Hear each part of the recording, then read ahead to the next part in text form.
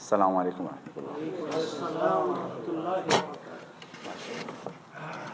rahmatullah. Alhamdulillah wa nahmaduhu wa nasta'inuhu wa nastaghfiruh wa nu'minu bihi wa natawakkalu alayhi wa na'udhu billahi min shururi anfusina wa min sayyiati a'malina. من يهده الله فلا مضل له ومن يضلله فلا هادي له ونشهد أن لا إله إلا الله وحده لا شريك له ونشهد أن سيدنا ومولانا محمدا عبده ورسوله أما بعد فأعوذ بالله من الشيطان الرجيم بسم الله الرحمن الرحيم إن الله وملائكته يصلون على النبي يا أيها الذين آمنوا صلوا عليه وسلموا تسليما اللهم صل على محمد النبي الأمي وعلى آله وصحبه وبارك وسلم تسليما كثيرا كثيرا. وقال الله تعالى أعوذ بالله من الشيطان الرجيم بسم الله الرحمن الرحيم أرأيت الذي يكذب بالدين فذلك الذي يدعو اليتيم ولا يحض على طعام المسكين فويل للمصلين الذين هم عن صلاتهم ساهون الذين هم يراءون ويمنعون الماعون. صدق الله العظيم. My respected brothers, Allah subhanahu wa ta'ala has created the human being with intellect and wisdom. As a result of which, this person, this human being is always in search of happiness, in search of goodness, in search of peace. If you see somebody is a student, why is he a student? Because he finds happiness being a student. Because he thinks he will be successful if he earns a certain degree. If somebody is running a store, you ask him why? Because he thinks his happiness is in that store. Whatever he's going to earn out of that store is going to buy him happiness. And if somebody is running some specific business, everybody would have this thing in common, that they're all looking for peace, they're all looking for happiness, they're all looking for goodness. Not a single person with a sound mind, in a good state, in a correct state of mind would say, I'm looking for trouble. Not a single person will say that. This is something in common. No matter what area of work we belong to, whatever area of life and department of life we belong to, we all have this thing in common, that we are all looking for goodness, all looking for peace, all looking for happiness. And as a result of which, we see that many advancements in the world. All these scientists, they're making these inventions to make our lives better, to make us happy. All these people who are discoverers, they discover different things to bring happiness, to bring peace. These politicians, they are busy making policies. Why? Something that we can come to a conclusion, this would bring peace, this would bring goodness. Philosophers, they are making policies. What is going to make us happy? What is going to bring the ultimate goodness? Philosophers are weird people. They believe there is something called absolute goodness. How can we match that absolute goodness? I'm not going to go into details of philosophy. But the question is, Allah subhanahu wa ta'ala created us with such a love and care that He created the whole universe first, and in the end we were created. That means that everything was created for us and we were created for some other purpose. So did Allah subhanahu wa ta'ala did not give us some principles that if we implement those in our lives, in our systems, that would bring us happiness and peace? That's the real question. Is there certain principles that if we practice, certain laws, if that we practice, we can have peace of mind sending our schools to kids, that they would come back home safe? That we can go out in search of rizq and think that we're going to come back home and would not be run over by trucks? Is there certain laws and principles? And yes, indeed there is. And in this small surah, Suratul Maoon that I have recited, Allah subhanahu wa ta'ala very concisely, He tells us certain principles with which we can attain that ultimate goodness, with which we can attain that ultimate happiness, and we can bring peace and tranquility in this world. Maoon. You know, all those religious, whether it be religious leaders, whether it be some big philosophers, whether it be big scientists, they all believe to attain the goodness, we need three things, three basic principles. One, they call tahzeeb-e akhlaq. Tahzeeb-e akhlaq means self-rectification. Number two is the reforming of the domestic reforming. And the third one is the reforms of the society. Domestic and society reforms and my self-rectification. How can I purify myself? How can I make myself a good individual? Right? And all those principles, all three principles are discussed in Surah Al-Maoon. Allah subhanahu wa ta'ala says, أَرَأَيْتَ الَّذِي يُكَذِّبُ بِالدِّينِ. This is the first principle of self-rectification, of self-consciousness, of self-goodness, bringing goodness in yourself. أَرَأَيْتَ الَّذِي. Have you seen such a person? يُكَذِّبُ بِالدِّينِ, who refuses the day of judgment? What does it mean? There is an element of amazement. Allah subhanahu wa ta'ala is giving an essence of surprise. Oh Prophet, did you see such a person? That who does not believe in the day of judgment? Meaning, this is something which is so obvious to happen, and something which even your intuition would require. See, there is two type of people. There is one type of people who believe in Allah, who believe in the God, and others don't believe in God. Whether you believe in God or you do not believe in God, they all have to believe there would be a day, there has to be a final day in which your action should be judged. Because even if there is people called atheists, they don't believe in the presence of God, they still believe the principles of this universe are based on justice. They are based on balance. They are based on equality. They all believe that. Whether or not you believe in Allah, you have to believe the principles of this universe are based on the principles of justice. And how can a person confirm justice without a final day of judgment? Why? No good can be rewarded. No goodness can be rewarded 100%. And no evil could be punished 100% with the limitations of this universe. For example, somebody does something bad to you, and it is not a crime in the court of the law. Is he going to be punished? No. But he did a crime against you. He made you unhappy. He hurt your heart. He hurt your feelings. Did he not? But if you report it to the cops, they will laugh at you. Because in the court of the law, it's not a crime. And sometimes the crime is so huge that the court of law cannot define the equivalent punishment. How? For example, somebody, may Allah forbid, killed someone, one guy, one person. What is the penalty? Life in jail. Right? Or the capital punishment, whatever that state allows. And that is the punishment set up by the country, by the state, for one murder. But what if he kills 10 people? Serial killers. 10 people, what's going to happen? This guy ran into 8 people. What happened? One capital punishment. Only one punishment. So that means the limitations of this universe cannot allow justice to take place, because there is no punishment that can fulfill the crime of a person that he has committed. Sometimes it's too low and sometimes it's too big. On the other hand, no goodness could be rewarded 100%. So, if you did something good to somebody, and there is always, this is the argument. I did this good to you and this is how you're treating me. So that means that there is no principles of this universe. There's no principles of this land that would reward you for the goodness that you have performed. So even the principles of the justice, they require that there has to be a day in which Allah the Almighty would reward 100% for the things, that goodness that you have performed, and even more. And He would punish for 100% of the crimes that you have committed, 100% of the wrongs that you have done in this world. So, أَرَأَيْتَ الَّذِي يُكَذِّبُ بِالدِّينِ. Is there a stupid people like that? You have seen that whether or not he believes in God, believing in God is something maybe over the intellect, maybe something he cannot comprehend. Believing in the Prophet ﷺ is probably above his comprehension, because he has doubts in the personality of Prophet ﷺ, because he is confused about the presence of Allah subhanahu wa ta'ala. But have you seen such a person?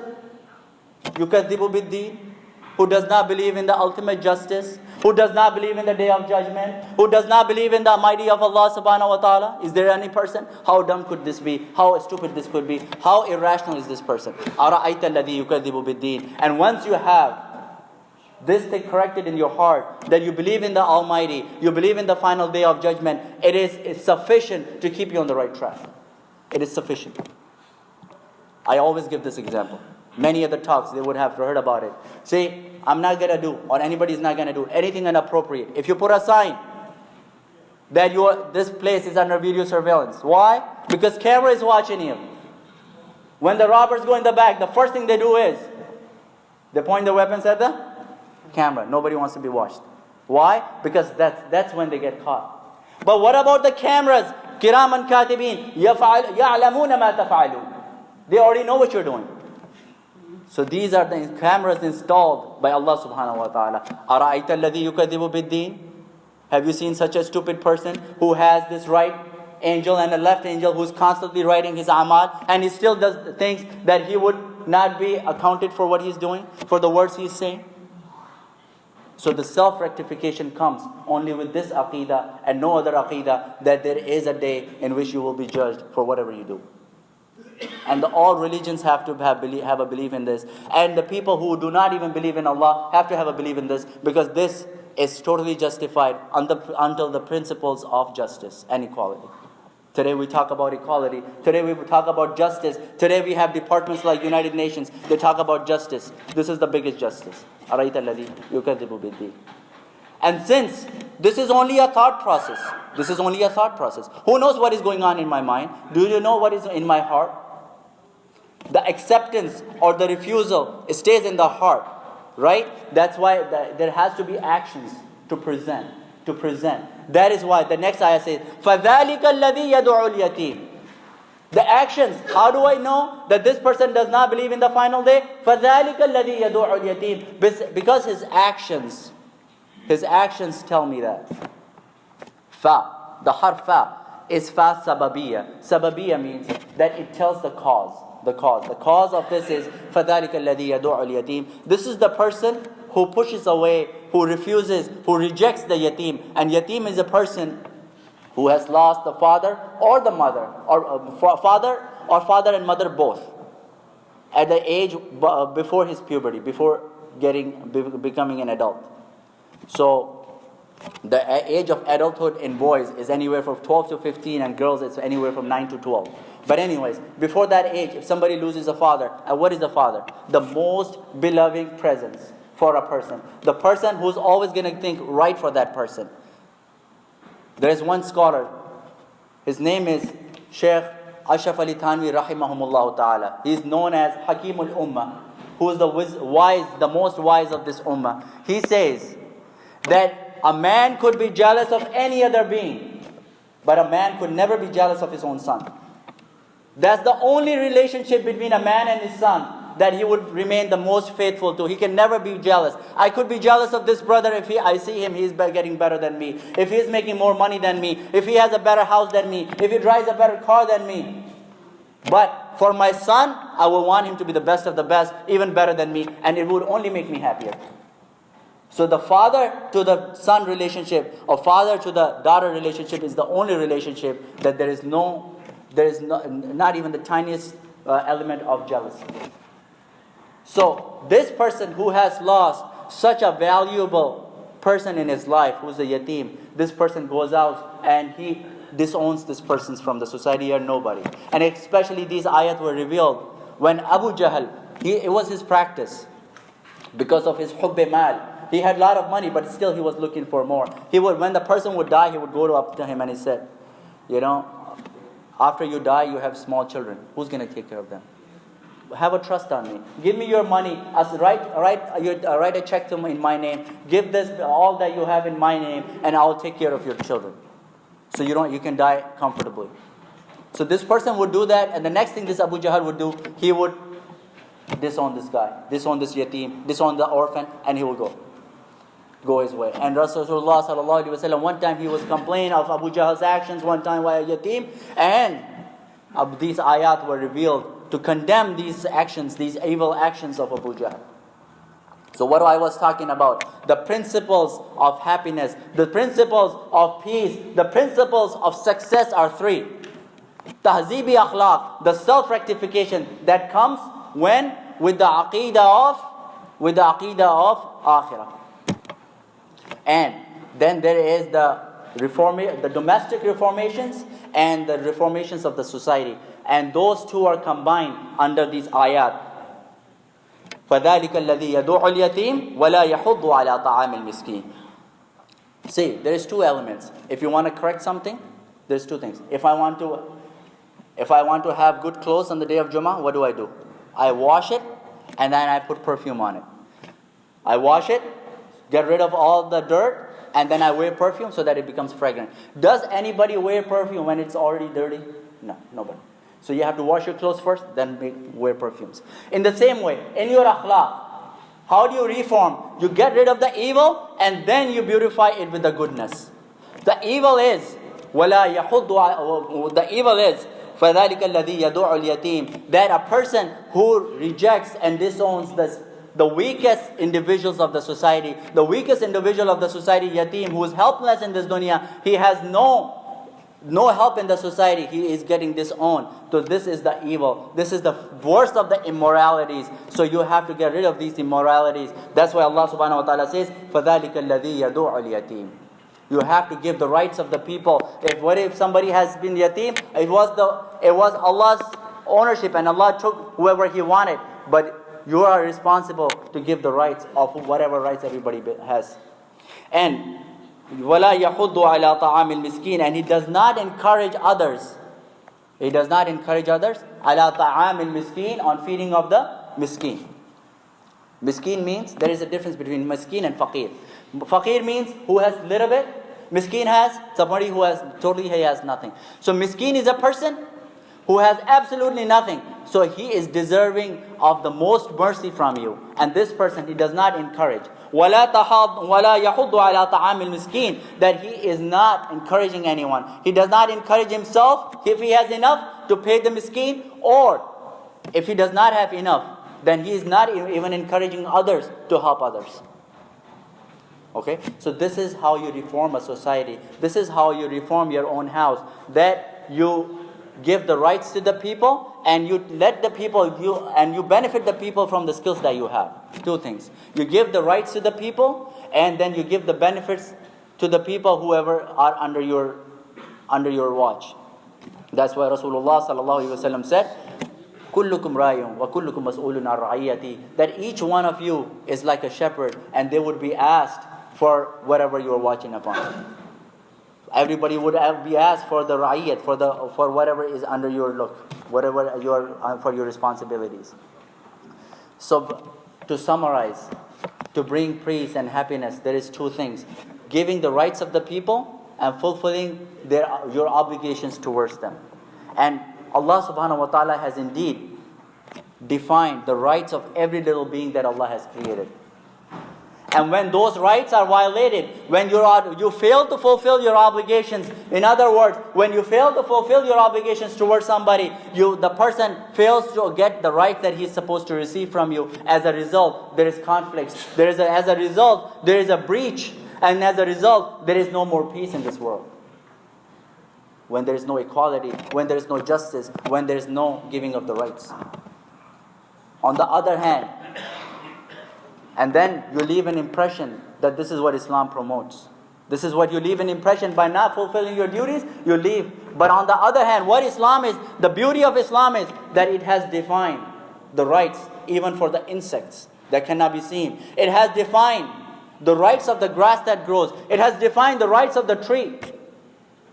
Rasulullah sallallahu alaihi wasallam said, in the day of judgment, there would be one person who would be burned in the hellfire. Why? Because he burned the insects alive in this dunya. And he was not supposed to do that. Who gave you a right to burn a little insect? You thought that this was very unvaluable? Maybe it is unvaluable to you, but in the eyes of Allah subhanahu wa ta'ala, it has a value because it is a makhluk of Allah. It reminded me of a story. You know, Musa alayhi salam, he used to go on Mount Sinai to speak to Allah subhanahu wa ta'ala. And one time, he went up to the Mount Sinai and there was a little lizard climbing up the tree. And this lizard, it urinated and it came on Musa alayhi salam. and he would make his clothes filthy. Musa alayhi salam was little strong in his anger. He used to get angry, short in temperament. But that was only for the sake of Allah subhanahu wa ta'ala. His temperament was for the sake of Allah subhanahu wa ta'ala. It is not negative. He said, Ya Allah, what is this purpose of this lizard that I see it every day? What is it doing here? Today it made my clothes filthy. Why? To Musa, it's useless. But what did Allah subhanahu wa ta'ala say? Allah said, Oh Musa, for the past 30 years, this lizard has been asking, what is the purpose of Musa? For you, lizard is useless. For lizard, you are useless. But in the eyes of Allah subhanahu wa ta'ala, everything has its own status. It has own value. So its right has to be protected. That is why a person killed the insect, he will be burned in the hellfire. Why? Just for burning the insects alive. Rasulullah sallallahu alaihi wasallam, once he was passing by, he saw two Sahaba sitting on the back of the camel and talking to each other, having a good time, conversation. And what are the camels meant for? Riding. Allah has subjugated the animals so that they can give you a ride. But doesn't mean that you are supposed to abuse them. You are supposed to use them. Not this word abuse. It's very particular in this country, abuse. Children, they always say, don't abuse us. They will tell you, your children will tell you, don't abuse daddy, don't abuse me. So now, these animals are used but not to be abused. And these two Sahaba are sitting on the camel and talking to each other, having a good time. But on the other hand, it's a burden on the camel. Rasulullah sallallahu alaihi wasallam said, don't make these camels your maq'ad. Do not make them your kursi. Do not make them your chairs and sofas. If you want to talk, get off of the camel and talk. Do not put extra burden that they are not supposed to bear it for you. If they don't speak, if they are still subjugated in front of you, do not abuse them. So this is the rights of the camel. And there's a very mashhur hadith, very famous hadith. It comes that once a camel came crying to Rasulullah sallallahu alaihi wasallam. He said that my master, he abuses me. He gives me less food and he makes me work so much. Rasulullah sallallahu alaihi wasallam called for the Sahaba. For the Sahabi, and he said, this camel is complaining such and such. Do you really do that? He said, yes, Ya Rasulullah. See, this is the adab. This is the adab. When somebody complains you and you are a person of authority, do not start taking your actions. Do not start taking your preventive actions until you check back. You cross-check with the person that if he has really done it. Rasulullah sallallahu alaihi wasallam always used to cross-check. He said, did you do such and such to the camel? He said, yes. He said, not to do this again. So even the rights of the animals are protected. Umar ibn Khattab radiallahu anhu, the day he rises on the throne and he becomes the Amirul Mu'mineen and he is ruling more than half of the world, what does he say? About the rights of the people, forget about the rights of the people. What is he talking about? The rights of the animals. That if next to the river Dajla, this is the river of the Iraq, in Arab, Dajla. He says if a puppy dies next to the river out of thirst, Umar would be accountable. Subhanallah. Umar is going to be accountable for a dog, a puppy who's going to die of thirst. Where? Next to the river. Can a puppy die of river? Next to the river out of thirst? No. But even that slightest negligence, he said Umar would be accountable for the puppy. Today you'd say that, this Western world has given us the lesson of animal protection. No, brothers. This came from the Sunnah Prophet sallallahu alaihi wasallam. This came from the Sunnah of Umar ibn Khattab radiallahu anhu. They had no sense. They had no sense how to treat the women. They used to bury the girls alive. They used to sell and purchase the women for their desires. The women were nothing more than the objects of desire, fulfilling the desire and the objects of pleasure for them. They had no idea how the women should be treated. Until Rasulullah sallallahu alaihi wasallam said that in your dunya, I have three things that are beloved to me. One is the fragrance, one is the women, and one is qurratu aini fi salah, and next is the salah, the pleasure of my eyes, the coolness of my eyes, and this is the salah. So if the rights of the animals are given in Islam, what do you think are the rights of the people? What do you think is the rights of the people? Imam Ghazali rahimahumullah ta'ala says, the rights of the Muslim upon the Muslim. There's two rights. There's the rights of a Muslim on a Muslim, and there is the rights of a Muslim on a non-Muslim. For the rights of the Muslim to the Muslim, Imam Ghazali rahimahumullah ta'ala has listed 20 3 rights. And he says, if you combine them, if you summarize them into one right, that is the right of love. Just love your Muslim brother and all the rights will be fulfilled. Because if I love my brother, I would not let this brother get hurt. I would always help him when he's in need. I would always be there for him. My good advices would be for them. I would not be jealous of him. It would not bring any sorrow to me when I see this person laughing. That is why Rasulullah sallallahu alaihi wasallam said, if you see somebody laughing, give him a dua. Adhaqallahu sinnak. Oh Allah, make him happy forever. But today we see somebody laughing. How much pain we get. Subhanallah. And we say, oh, this laugh is the laugh of haram. You know, you laugh this type of a laugh and you earn haram. So these are the accusations we give on the other person. We cannot take. Let me tell you of a story of Umar ibn Khattab radiallahu anhu. How he used to care for the feelings of the Muslim brother. One time Rasulullah sallallahu, this is the early Islam. The ahkam of adhan has not yet come. But Islam, Rasulullah sallallahu alaihi wasallam is forming a community in Medina, and now there has to be a proper way how to call people towards the salah. Adhan it's about time when the ahkam of the adhan are going to come. He's consulting with the Sahaba, mashwara, that what do you think? Somebody says we should maybe hit the drum. Somebody says we should blow a trumpet. We should do this. We should do this. Somebody should make a noise. Some should make an alarm, jaras. All these things. What should we do? Rasulullah sallallahu alaihi wasallam was not satisfied with any of the answers. He said, everybody can go home. Tomorrow we'll come and have a discussion again. In the night time, one sahabi, he sees the dream. He sees the dream that a person has a little trumpet, a little something to blow on in his hands. And this sahabi who was watching the dream, he says, give this to me. And this person in the dream is an angel of Allah subhanahu wa ta'ala in a human form in his dream. And he says, give this to me. He said, why do you want this? He said, the Rasulullah sallallahu alaihi wasallam is having a discussion. How should we call people to the salah, for the namaz? He said, for that I need this little trumpet to blow on. And the man says, no, you don't need this. Let me teach you some words. And he taught him all the words of the adhan. All the kalimat of adhan were he told them in the dream. The next day, he goes to Rasulullah sallallahu alaihi wasallam and he shares this dream to him. And Rasulullah sallallahu alaihi wasallam, he got so happy that his blessed face is so nice and bright and getting reddish. He's so happy with these answers. He said that through this sahabi, Allah subhanahu wa ta'ala has guided us through the adhan, given us the solution of the adhan. And he appoints Bilal radiallahu anhu because he has a loud voice. And because all the sacrifices that Bilal has given, because of the love that Bilal has earned in the heart of Rasulullah sallallahu alaihi wasallam, he has been given this responsibility of giving the adhan. On the other hand, few other sahabi saw the same dream to confirm the dream of this sahabi. One of them is Umar ibn Khattab. And now he is running to Rasulullah sallallahu alaihi wasallam to share the same dream with Rasulullah.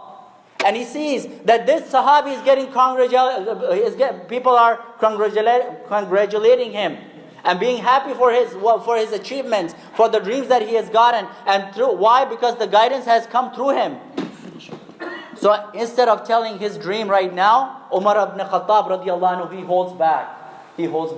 And after the time has passed, some other majlis, in some other sitting, he shares the same dream. People ask, Ya Umar, if you had seen the dream the same night, why did you not share it? He said that time he was getting congratulated. He was getting a special favors of the Rasulullah sallallahu alaihi wasallam. He was getting the special love and he was considered special in that majlis. I did not want to interrupt that. I said I would narrate some other time. Let him get happy. This is my Muslim brother. This is his time. Let him enjoy this time. How many of us can do this? Rasulullah sallallahu alaihi wasallam got so happy on this answer of Umar ibn Khattab, and he said that Allah has confirmed his dream through this. And today, this is Islam, brothers. This is Islam, giving the rights even to the insects. You go to haram, you're not even allowed to cut the grass of the haram. You're not even allowed to cut the branches of the haram. You're not even allowed to cut the insects here.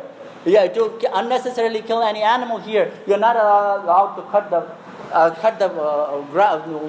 trees unnecessarily. You're not allowed. Forget about everything. You pray 5 times a day. You're not allowed to waste a single drop of water. Rasulullah sallallahu alaihi wasallam said, somebody making wudu on the bank of the river should not waste more water than what is required. So what do you think? this religion would allow to unnecessarily shed a blood of a human being, and somebody calls it Islam. It's not true. This is just a propaganda.